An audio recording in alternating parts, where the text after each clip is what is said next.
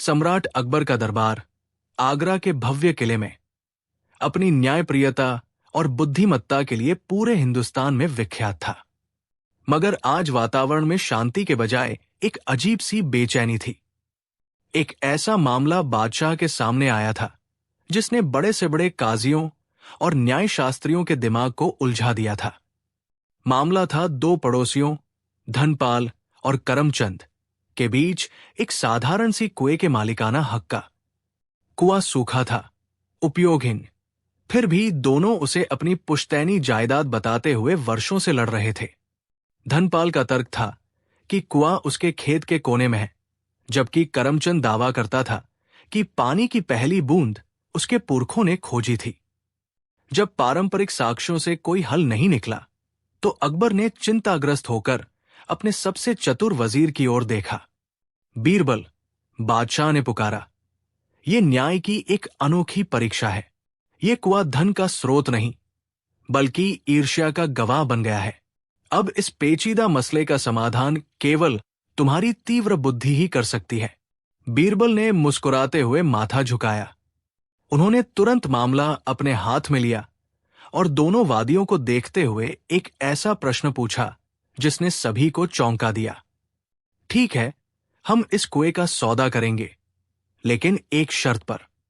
ठीक है, हम इस कुएं का सौदा करेंगे, लेकिन एक शर्त पर। बीरबल ने अपनी बात पूरी करते हुए घोषणा की, जिसने कुआं बेचा है वो जमीन और कुएं की दीवारें पूरी तरह से खरीदार को सौंप देगा, लेकिन कुएं के भीतर का जल अभी भी विक्रेता का रहेगा। यह सुनकर दोनों वादी और दरबार के सभी सदस्य चकित रह गए। विक्रेता, जो अपनी धूर्तता में फंसने लगा था, तुरंत चिल्लाया, ये कैसा न्याय है? अगर पानी मेरा है तो दूसरा व्यक्ति मेरी संपत्ति का उपयोग कैसे कर सकता है? वो मेरा पानी मुफ्त में क्यों लेगा?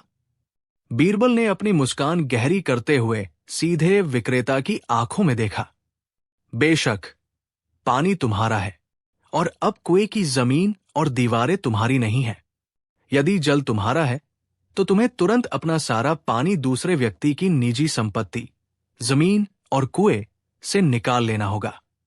अन्यथा तुम्हें रोजाना उस जमीन और दीवार का किराया देना पड़ेगा जिसमें तुमने अपनी निजी संपत्ति, पानी को जबरन रोक रखा है।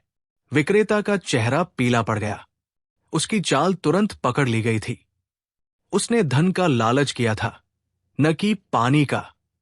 विक्रेता ने अपनी हार स्वीकार करते हुए कांपते हुए हाथों से अपनी पगड़ी उतारी और बादशाह अकबर के चरणों में गिर पड़ा। जहांपनाह, मुझे क्षमा करें। मैंने बीरबल की चाल को समझने में देर कर दी। मेरा इरादा उस भोले व्यक्ति को ठगने का था। मैं न तो कुएं से पानी निकाल सकता हूं, नहीं आपकी बताई गई शर्तों पर रोजाना किराया भर सकता हूं। बीरबल मुस्कुराए, तो फिर यह सिद्ध होता है कि तुमने कुआं और उसका जल दोनों ही बेचे हैं। बादशाह अकबर बीरबल की असाधारण बुद्धिमत्ता से अत्यंत प्रसन्न हुए। उन्होंने जोर से हंसते हुए कहा, वाह बीरबल, तुमने एक बार फिर साबित कर दिया कि तुम्हारे पास हर समस्या का अनोखा समाधान है।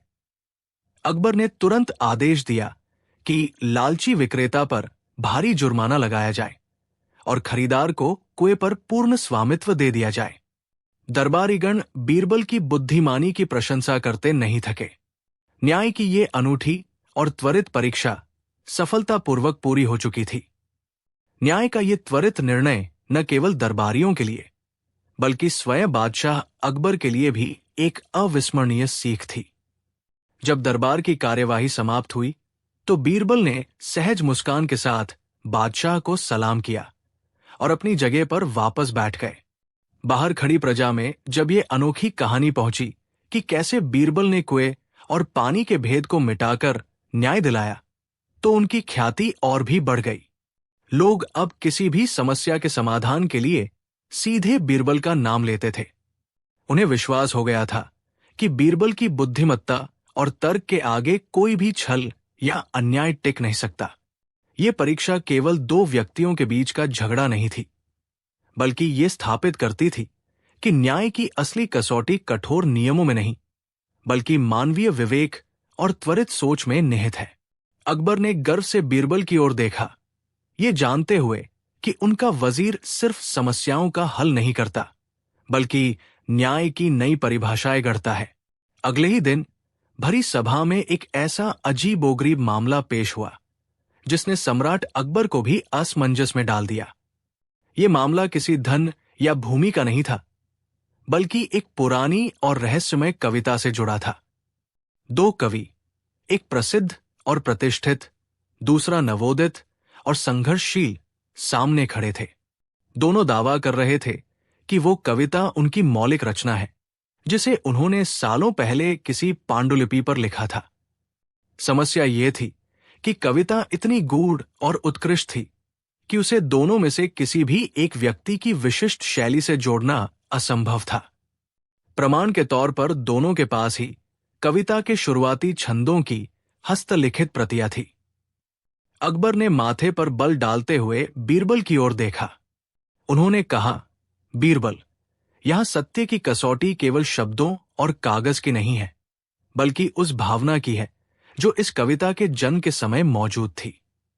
क्या तुम पता लगा सकते हो कि इस कविता का सच्चा पिता कौन है? ये परीक्षा सामान्य छल को पकड़ने से कहीं अधिक कठिन थी, क्योंकि इसमें कला और न्याय के सूक्ष्म तारों को सुलझाना था। बीरबल ने चुनौती स्वीकार करते हुए हल्का सा मुस्कराया। उन्होंने सिर झुकाकर कहा, जहांपनाह, सत्य की भावना कला के मर्म में छिपी होती है। कागज तो केवल उसका बर्तन है।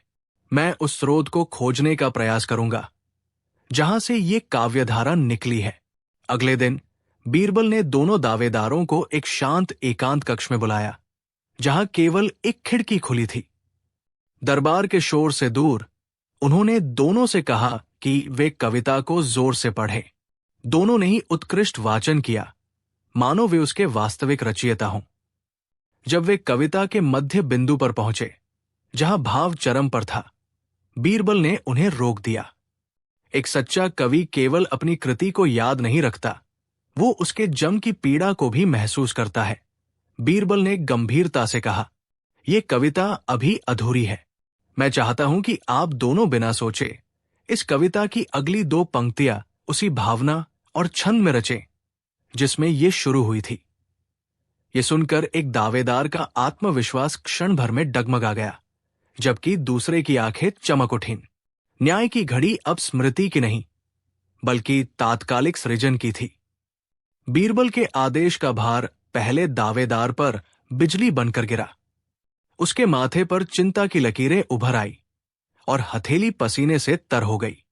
उसने हकलाते हुए कलम उठाई, कुछ बेतरतीब शब्द कागज पर घसीटे, पर न तो छंद मिला और न ही भावना। उसने जो पंक्तियां सुनाई वे जबरदस्ती की गई तुकबंदी थी, जो मूल कविता की भव्यता को नष्ट कर रही थी। इसके विपरीत दूसरे दावेदार ने आत्मविश्वास से गहरी सांस ली। उसकी आंखें क्षण भर के लिए बंद हुई, मानो वो उस क्षण को पुनः जी रहा हो जब उसने पहली बार वो कविता रची थी। कुछ ही पलों में उसने अपनी लेखनी कागज पर दौड़ाई और अत्यंत सहजता से दो पंक्तियां प्रस्तुत की। ये पंक्तियां न केवल भावनाओं के प्रवाह में सटीक थी, बल्कि उन्होंने मूल कविता के अर्थ को एक उत्कृष्ट मोड़ देकर पूर्णता प्रदान कर दी। दरबारियों के मुख से प्रशंसा में वाह निकल पड़ा। बीरबल ने दोनों की रचनाओं को देखा। अब उन्हें किसी और प्रमाण की आवश्यकता नहीं थी। सृजन का सत्य चोरी के भ्रम से कहीं अधिक शक्तिशाली था। बीरबल ने अपनी उंगलियों से दोनों पर्चियों को छुआ और एक गहरी सांस ली। सृजन का सत्य वास्तव में शक्तिशाली है, उन्होंने धीरे से कहा। जो रचना हृदय से निकलती है वो परिस्थितियों के दबाव में भी अपनी मौलिकता नहीं खोती। उन्होंने उस पहले व्यक्ति की ओर देखा जिसने सहजता से सर्वश्रेष्ठ पंक्तियां रची थी, और उसके चेहरे पर आत्मसम्मान का भाव देखा। यह सिद्ध होता है कि इस कविता के सच्चे जनक तुम हो, बीरबल ने घोषणा की।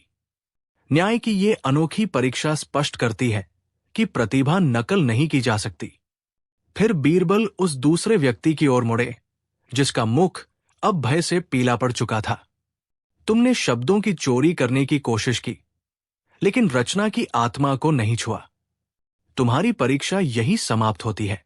न्याय तुम्हें उचित दंड देगा। दरबार में तालियों की गड़गड़ाहट गूंज उठी। बादशाह अकबर ने संतुष्टि से मुस्कुराते हुए बीरबल की बुद्धिमत्ता की प्रशंसा की, जिसने एक अद्वितीय विधि से न्याय का तराजू संतुलित कर दिया था। बादशाह अकबर अपनी गद्दी से उठे और उन्होंने स्नेहपूर्वक बीरबल की पीठ थपथपाई। वाह बीरबल, तुम्हारी मेधा को कोई चुनौती नहीं दे सकता। मुझे बताओ, तुमने कैसे ये भेद जाना कि असली रचनाकार कौन है और ये अनोखी परीक्षा क्या थी? बीरबल ने विनम्रता से झुककर उत्तर दिया, जहांपनाह, मैंने दोनों को एक ही कविता पर 10 मिनट में एक नया छंद जोड़ने को कहा था। चोर ने नकल की हुई रचना को दोहराने की कोशिश की, लेकिन जब उसे तुरंत मौलिकता दिखानी पड़ी तो वो लड़खड़ा गया। प्रतिभा आत्मा से आती है, नकलची केवल शब्दों से बंधा होता है। ये सुनकर बादशाह बहुत प्रसन्न हुए। उन्होंने तुरंत सच्चे रचनाकार को आगे बुलाया और उसे न केवल भारी पुरस्कार से सम्मानित किया, बल्कि उसे शाही दरबार के कवियों में भी शामिल कर लिया।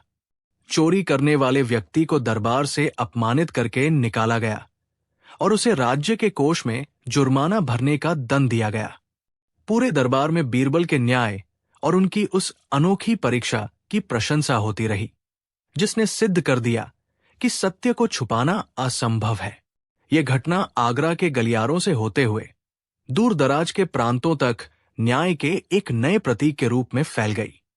अब लोग केवल बीरबल की हाजिर जवाबी के लिए नहीं, बल्कि उनकी उस दूरदर्शिता के लिए भी उनका सम्मान करने लगे थे, जो जटिल मामलों को सरल युक्तियों से सुलझा देती थी।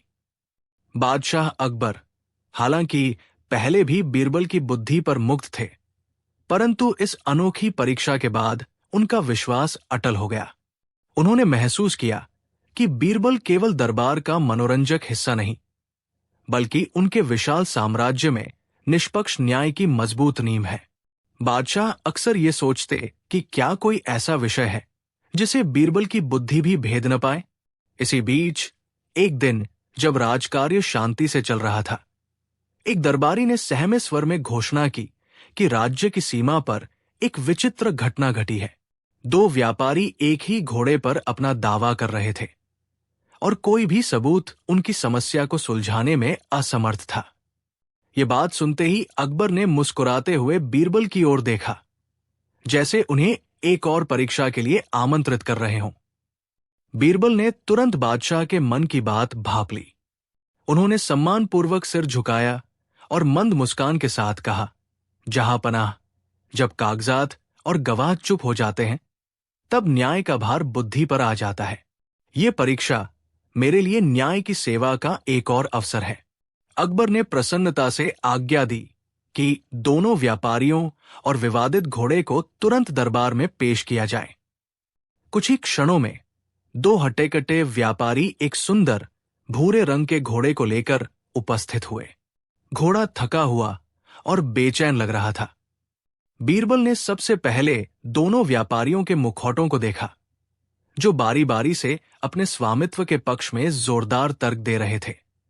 पहला दावा कर रहा था कि उसने घोड़ा बचपन से पाला है, जबकि दूसरा उसे पिछली रात खरीदे जाने की बात कह रहा था। बीरबल जानते थे कि सच कही इन तर्कों के बीच दबा हुआ है। उन्होंने एक क्षण आंखें बंद की और फिर बोले, घोड़े के मालिक अपनी पहचान स्वयं साबित करेंगे। न्याय का ये फैसला इंसान नहीं, जानवर करेगा। उन्होंने सिपाहियों को एक विचित्र निर्देश दिया। सिपाहियों को बीरबल का विचित्र निर्देश था, इस घोड़े को तुरंत अस्तबल के पास विशाल मैदान में ले जाया जाए और इसकी लगाम खोल दी जाए। दोनों व्यापारी मैदान के 2 विपरीत कोनों में 100 कदम की दूरी पर खड़े हों। निर्देश का पालन तुरंत हुआ। घोड़ा, जो अब तक थका हुआ और बेचैन था, लगाम खुलते ही क्षण भर के लिए स्थिर हो गया।